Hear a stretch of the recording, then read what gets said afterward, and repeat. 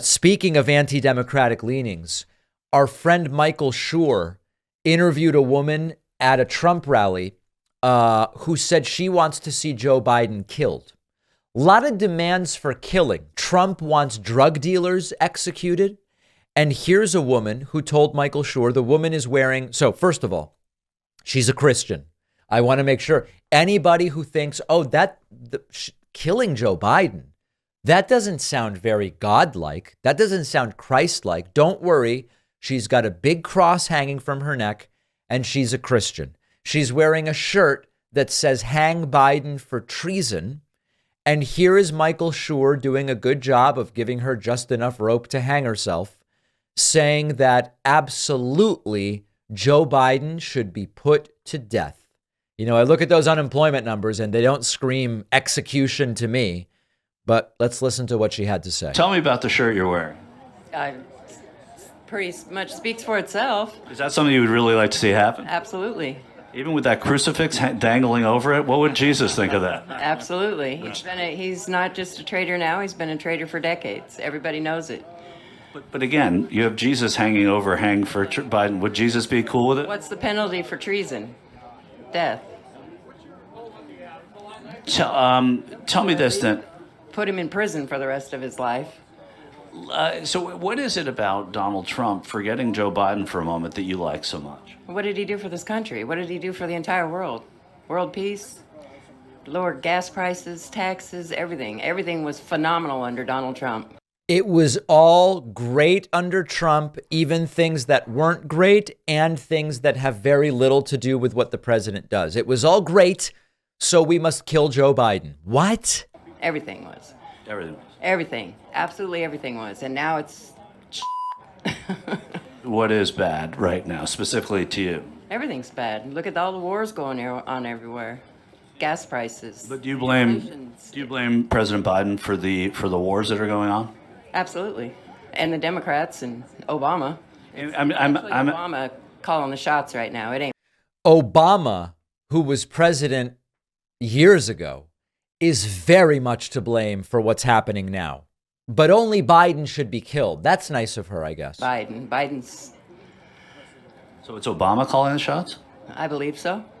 What did he say at the end of his second term or after his second term? He said if he could have a third term and have a bug in someone's ear and run it from his basement, that would be good enough for him. And I believe that's what he's doing. There it is. What do you say about this, right? I mean, we talk about, we need to deprogram these cultists. This woman thinks that Joe Biden should be killed, that he should be killed. And we go, if we could sit down with some of these people, we could maybe talk sense into them. Now, I don't believe everybody's too far gone. I don't. We've had people on the show. I get emails from people who say, I was kind of a casual Trumpist, but David, you helped me get out of that. You helped to deprogram what I was falling into. Sometimes people call in live and I talk to them. And just in the conversation, 5, 7, 9 minutes, we make progress. But they are not like this woman. How do you deprogram someone who believes everything was perfect under Trump and that Biden should be put to death? How did you come up with that? I don't think my Socratic method of questioning is really going to do much. And I don't think I have to tell you all of the reasons why this is absolutely outrageous. But how can you claim to be for law and order, but say that the president should be killed? How can you claim that there is no, the very people saying Trumpists, January, we would never riot.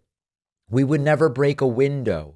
We would never push a police officer. We would never do any of those things.